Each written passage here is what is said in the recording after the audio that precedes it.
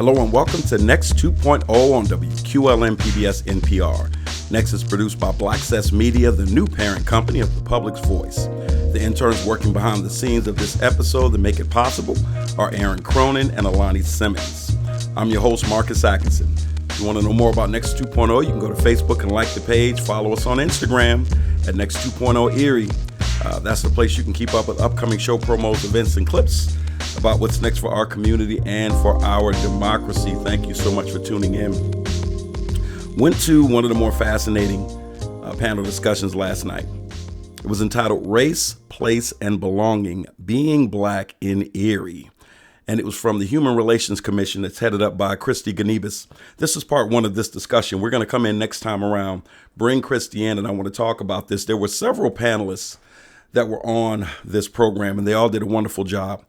The one in particular that I want to key in on is Nikki Page, who was the niece of Andre and Gary Horton. She is the daughter of Denise Horton. She was the assistant DA in Brooklyn, New York for 20 years.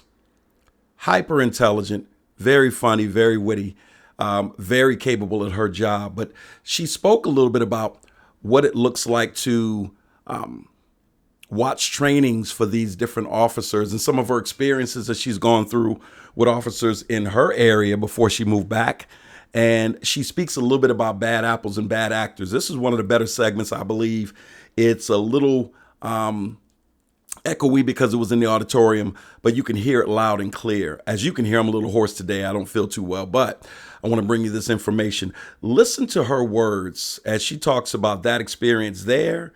And it is completely correlated or compared to what we have going on here with the murder of Marcello Woodard at the hands of his parole officer. Take a listen. If you are afraid of or uncomfortable with Black people, you should be policing in Black communities. You should be paroling in Black communities. And I talked earlier about that program that's running in the back of the head. That's running in the back of the head of police officers and parole officers too. And to a certain extent, we've all been programmed. You've watched 35, 40 years of TV shows where the Black guy's always the bad guy. The Black guy's always got a gun. The Black guy's always a drug dealer. It's TV programming. It's a television program. We've all been programmed. So if you're letting that program run and you're not interrogating it and you are not comfortable with Black people, you're scared of them, you think they're always got a gun, and if you see a Black person turn a corner, you probably shouldn't be a police officer, and certainly you shouldn't be a police officer on the east side, East 20, whatever, or a parole officer, or whatever law enforcement officer. So I think we have to be, I understand unions have a place. I'm from a union family, but at a certain point, it comes to a point where you have to, this is becoming a problem for the entire community. It's making it difficult for the parole officers who are good, for the police officers who are good. It's making it extremely difficult for them to do their job because you won't get rid of the bad apple. Like, for me, accountability is like, where else can you have a job where there's been 10 different lawsuits filed against you and you still got a job? And I'm not talking about this particular person, I'm just saying in general, in law enforcement, in New York City, we would find that like 85% of the lawsuits are coming from the same 20 officers. The city's paid out millions, multiple millions of dollars in lawsuits for these same 20 people. Why are they still here? Why can't we fire them? So accountability starts with, we have to just make up our minds. Some people just gotta go. Find another place of employment. What are we doing with psychological evaluation? And just because you passed it 15 years ago, when's the last time you had one? It's a high-stress job. You've seen a lot. You've experienced a lot. Law enforcement officers have trauma too. I'm just sitting in my office looking at crime scene photos and I'm choked up just looking at the photo. You saw that in real life. You haven't gotten any mental health care. You haven't had a reevaluation of your mental health. Just because you passed in 1988, we still just think you're cool, and you've worked how many homicide cases or assault cases? How often are we getting this a reevaluation of your mental health to be issued a government weapon and the power to exercise authority over people with that weapon? So I just think there needs to be, again, I know we always talk about training, But I think we need to make up our mind that sometimes I get you in a union and whatever, and you have a protected job, but the protection of the people needs to come before your protection of your job. You gotta go. Riveting testimony. That was Nikki Page you were listening to again.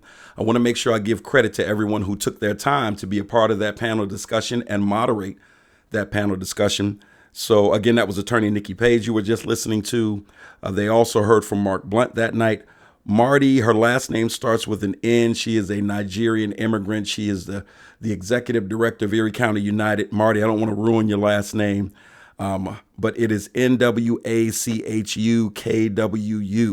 She is a brilliant young lady. Edison Nicholson was on that panel. Marshall J. Blunt, Autumn Parker, Tiffany Levette, and Ashton Jones. It was moderated by Pastor Ryan Gaines. And so it was a wonderful opportunity for people who don't know, for people who've never really peeked behind the curtains, to hear what it feels like to be Black in Erie, Pennsylvania. The thing I appreciated the most was that it leaned in on so many personal accounts, because you get the insulting question, well, you tell me something that's racist that's happened to you personally. We're not talking about slavery. We're not talking about Jim Crow. What's happened to you personally? And everyone was giving these heart-wrenching, gut-wrenching accounts from their own personal narratives. And the people in the audience are kind of looking around like, wow. And it's as if these things we have transcended as a society and as a community. It's not so. It's one of the reasons that I believe that they did this. Well, I will allow Christy Ganibas to unpack that. But if you listen closely to the words of Nikki Page, it really does make you think about the situation that we're in right now for a parole officer to do what he's done under whatever circumstances. We know that the information hasn't been released as of yet, but for a parole officer to be accused and to have allegedly shot dead, 5 shots to the chest, it seems, his parolee. The parolee would actually be off today, the day this is airing, July 18th. He would be getting off today, the parolee, right? Marcello Woodard. No doubt Marcello Woodard would be somewhere tonight with his friends turning up. And I mean that in all the best ways, because who wouldn't? Black, white, or purple. You get off paper, you get out of jail, you get out of a bad situation. Who doesn't want to celebrate with family? Guaranteed he would have been celebrating with his family tonight. And yet we are just 2 days removed, or 1 week removed from his funeral. And so this man shoots him, his parole officer. He's wearing no body cam. And so you are licensed to utilize deadly force if necessary, and yet there is no instrument of accountability strapped to this man's physical person. And so that's problematic. And as Attorney Page pointed out, this is not indicative of all parole officers, not all police officers, but she talked about bad actors. And certainly if it is proven that this man has done this, and to go the extra step, if there is something in his past that says he was a bad actor, then that also is going to be problematic. And as she pointed out, it is very rare that you have situations like this, where the person who commits the act, this is just a random occurrence. As you heard, normally, according to her experience, there have been red flags along the way. I'm not saying that that's the case with this person. What I am saying is the family and the community wants to know not just the circumstances surrounding this murder of Marcello Woodard, but we want to know more about the person. Because my gut tells me that what Nikki Page is saying, what Attorney Page is saying, makes a lot of sense, whether it actually applies to this particular individual or not. I do think that when people commit these acts across the country, when you start to turn the rocks over in their past, there are things there that give you pause. And her commentary about not being able to get rid of these people was spot on. And so, that pretty much encapsulates the vibe that was going on in that event that night. It was a wonderful time. As I said, when we come back for part 2, we will bring Christy Ganibas on the show. She is the head of the Human Relations Commission. This is a series.